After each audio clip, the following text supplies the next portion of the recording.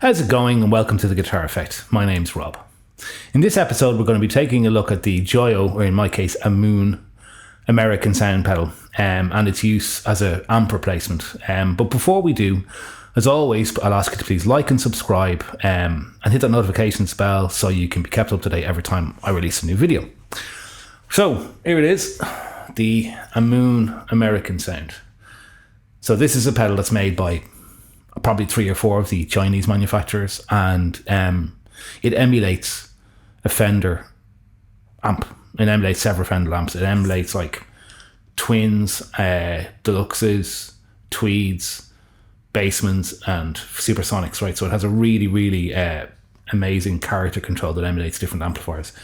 I've made another video about this pedal before, and you can see it up here, which was using it into say a Marshall style clean amp to give you a Fender style clean sound. And that's actually like among my top 5 most watched videos out of the 70 odd that I have. So this is obviously a really popular pedal.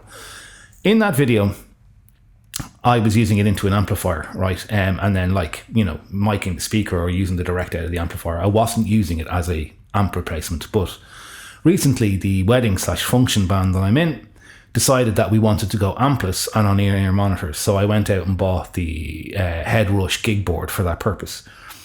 However, we played like 2 weeks ago and I really like the switching situation that I have, right? So I'll put my covers pedal board up on screen now.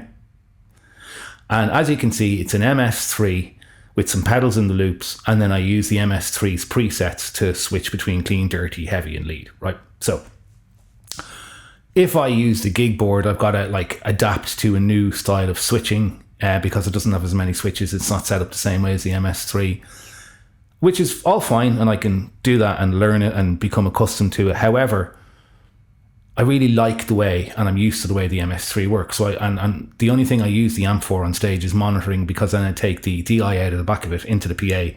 I don't mic the cabinet or anything like that. So all I need really is something to replace the amp in that situation.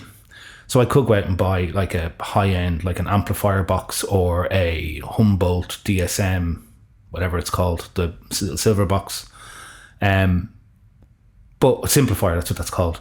But I had this at home and I said, you know what, just for on a whim, I'm going to see if it works. So I plugged it into the end of the signal chain, and it didn't sound great. And then I realized that I had a Mooer Micro DI Box, right, which I can't take off my board to show you because it's zip tied on, but I'll put a picture of it up here.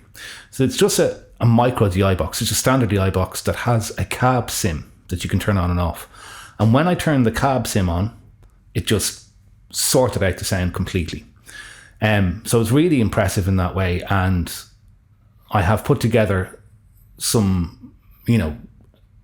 I've put together basically my covers rig now using this instead of the DT25. So let's have a listen to that now. Okay, so how I'm going to go about this is I have my regular covers rig, which I'll show you a picture of in a sec. It's normally plugged into the DT25 at gigs. I use the DT25 for monitoring on stage, and then the XLR out of the back of the DT25, which is set to a Fender Twin, by the way, goes into the desk. And what I'm doing in this case is removing the DT25 and replacing the DT25 with the Mooer American sound.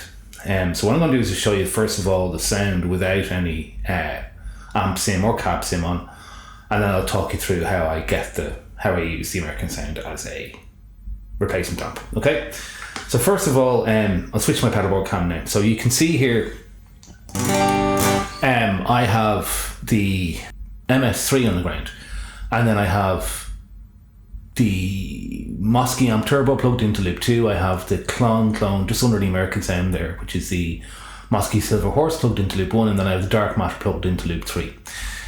All of these are in loops, obviously, of the MS3, and then all my ambient compressor, delay, reverb, and modulation effects are coming from the MS3. Okay, so what's happening is it's going through the MS3 and then into the American sound, and then into this Mooer DI box, which you can just see on the edge of the board there. The muff pedal, by the way, that you can see hanging off the board normally is Velcro to the top of the DI box, but I wanted to be able to show the DI box for the purposes of this. So right now I just have my guitar running straight through all the effects in the MS3 and the American sound in the DI Box, but the American sound is off to show you what the direct sound of the guitar sounds like, and the DI Box cab sim is off. So here's what the guitar is running straight into the interface with the delay and reverb from the and the compressor from the MS3. Sounds like this. So it sounds like a guitar being plugged directly into an interface. If I bring in pedals, it's even more obvious. Or the heavy gain. Horrible. So the first thing I'm going to do is just switch on the American sound. You can see I have the drive control at about a third. I have the voice control set maybe just a quarter, which kind of gets the Fender Deluxe kind of territory. Deluxe reverb as opposed to Tweed Deluxe. And then the level slightly pushed. And so now the clean sound with the pedal sounds like this. So obviously a massive improvement. And the dirt. And the distortion. Now, it's a marked improvement, but I think there's still that edge there of a guitar plugged direct into a recording interface, and the cab sim on the Mooer DI Box really kills that. So hitting the cab sim on, going back to clean.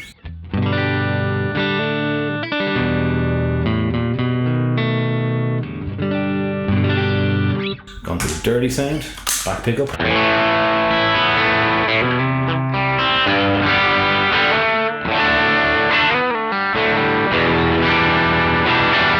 Now the distortion sound.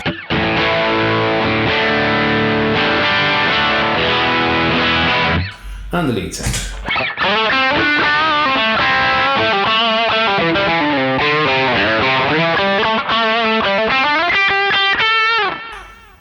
I mean, I would gig with those sounds tomorrow. I think it sounds fantastic.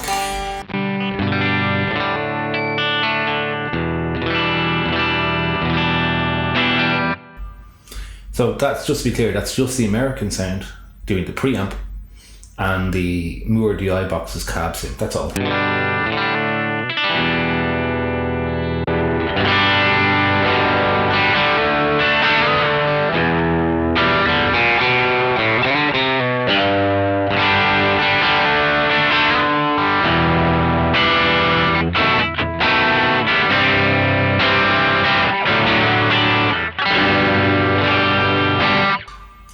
I mean, I've no complaints about that. So if I can go back to the clean sound, I can even do like, you know.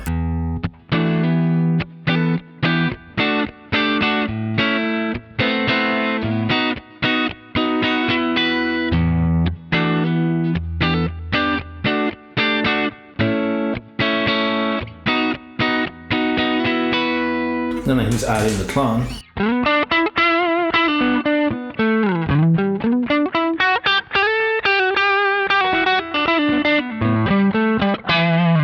Works great.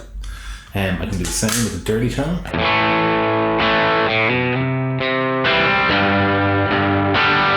Add in the clone.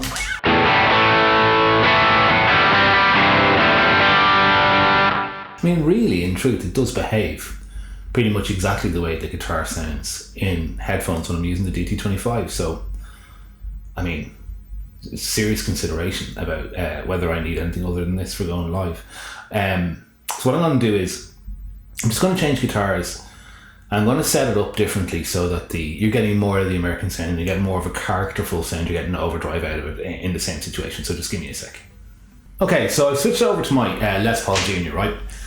And the reason for that is I'm going to go for a kind of a rootsy Americana-y Fender Tweed style kind of sound, and show how the pedal can actually do that really well too. So I've still got the same settings as I had before, which is set up for like a clinical clean sound, right? But if I go and wind the voice control up to the middle, I'll leave the mids and treble where they are, but then drive the gain up a little bit. It's a completely different sound. So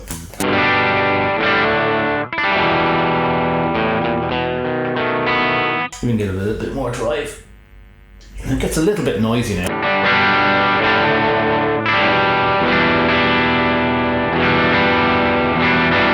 So I can then start adding effects to that, which really enrich the sound. So starting with a bit of spring reverb, big spring reverb.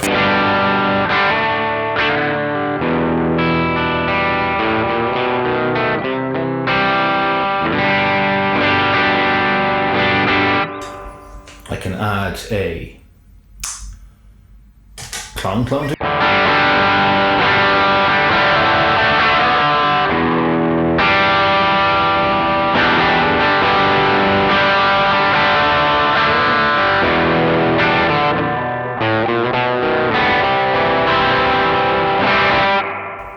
works a treat, maybe a tremolo.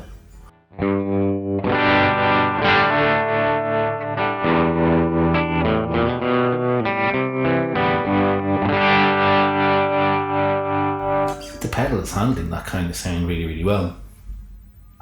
And then the other thing you can do then is maybe put a slapback delay on. Sorry.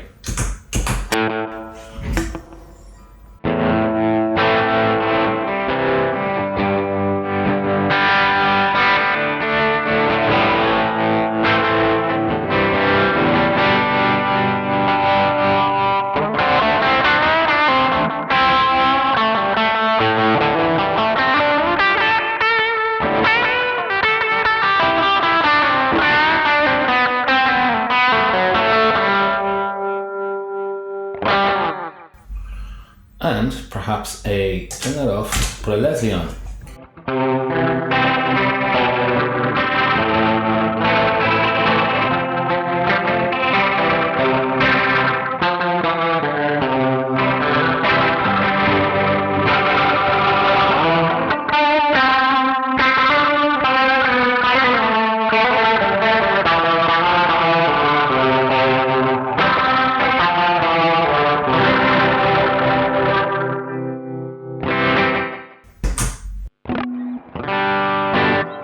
So, there you go. I think it's quite clear to see that this pedal can act as an amp for a lot of different situations.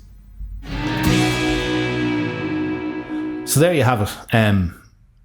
I think that this little pedal, which by the way I think costs about €30, and the Mooer Micro DI costs about €50, I think. So for €80-ish, you can get, in my opinion, a pretty usable Fender amp sound replacement. And I also had, with this character knob, lots of different Fender amps. It's analog. I was running it on a battery, so you could literally just put this in your gig bag. If your amp goes down, you just plug it in. It's tiny, it's light, it's cheap. And I think from the sound demo, it sounds absolutely fine, particularly for live use. I was just blown away about it. Now, I will put a caveat in here that I haven't gone into the room with my band and plugged it all up and listened to it in the in-ears, and then went back and listened to a recording of it to see how well it sits in the mix or whatever. But in my headphones at home, it sounds very similar to the GT25. So theoretically, it should translate, I think. Yeah, so the American sound, I think, works great as an amp replacement, but you need a cab sim of some sort, in my opinion. So thanks for watching, as always. Please like and subscribe. If you have any questions about this, feel free to drop them in the comment section below. And I guess I'll see you in another video again soon. Cheers. Bye-bye.